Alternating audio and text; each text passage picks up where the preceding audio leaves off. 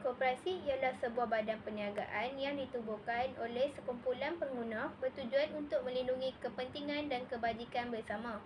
Sebagai contoh, pembagian keuntungan.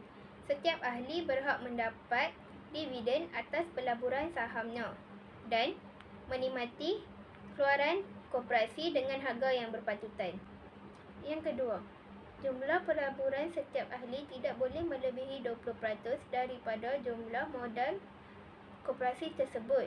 Seterusnya, namanya perlu ada perkataan koperasi. Sebagai contoh, koperasi pekebun-pekebun kecil dan koperasi sekolah menengah setia alam.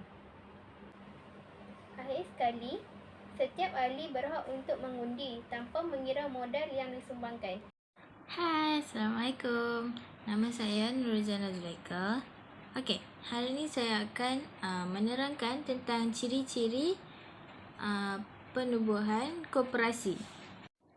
Okey, ciri yang pertama ialah milikkan atau bilangan ahli. Bilangan ahli dalam koperasi ni minimum dah 50 orang dan tiada had maksimum. Tiada had maksimum ni maksudnya berapa ramai orang pun boleh masuk dalam ahli koperasi ni. Dia tak ada had. Berapa ramai pun boleh. Ciri yang kedua ialah modal. Modal ni dapat daripada penjualan saham dan pembayaran yuran daripada ahli sendiri. Okey, pengurusan koperasi. Koperasi ni diurus dan ditadbir oleh anggota lembaga koperasi yang dilantik oleh ahli-ahli koperasi dalam mesyuarat agung tahunan. Koperasi ini dikawal di bawah Akta Koperasi 1993 Pindaan 2007. Pemegang-pemegang saham ataupun ahli koperasi ini dia menanggung liability terhad, iaitu tidak perlu mengeluarkan harta benda sendiri untuk membayar hutang. Liability terhad ni takat mana dia melabur, takat tu je dia rugi. Tak payah nak keluarkan harta benda sendiri, nak kena bayar hutang. Dalam koperasi juga ada keuntungan. Mereka membahagikan keuntungan dengan cara dividen dan bonus. Koperasi ni dia dikecualikan daripada cukai. Dia tidak dikenakan cukai. Ini ialah contoh koperasi di Malaysia, iaitu koperasi polis dan koperasi tentera. Sekian, terima kasih. Bye. Assalamualaikum dan selamat sejahtera. Hari ini saya akan menceritakan tentang langkah-langkah untuk menubuhkan sesebuah koperasi.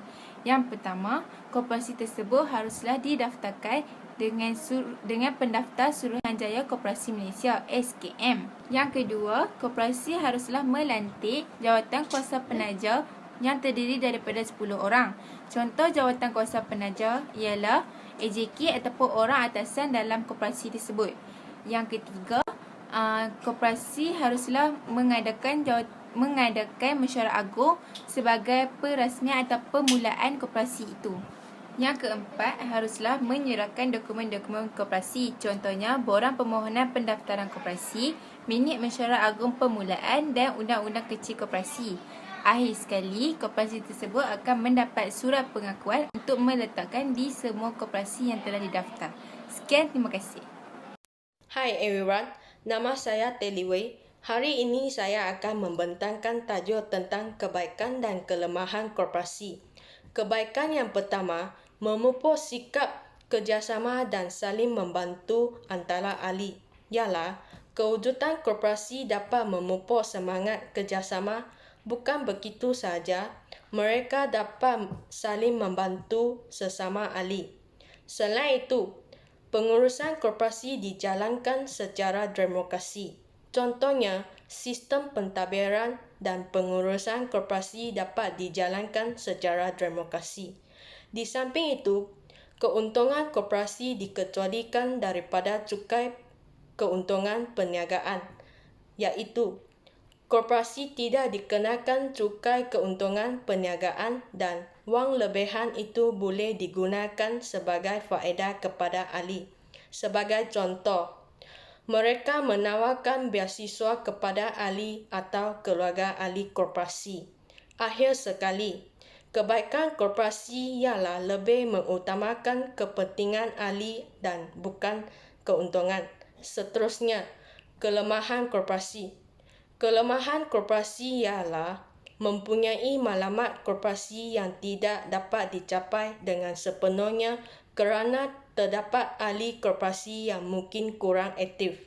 Selain itu, korporasi tidak bebas untuk menjalankan aktiviti kerana ia dikawal oleh Suruhanjaya Korporasi Malaysia.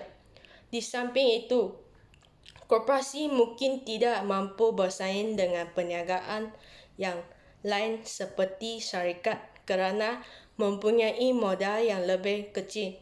Akhir sekali, kelemahan korporasi adalah kelaziman korporasi yang mengalami masalah pengurusan yang lebih lemah dan berpunca daripada kekurangan pengalaman berniaga, dan bukan begitu sahaja kerapa bertukar ahli lembaga pengarah. Sekian, terima kasih.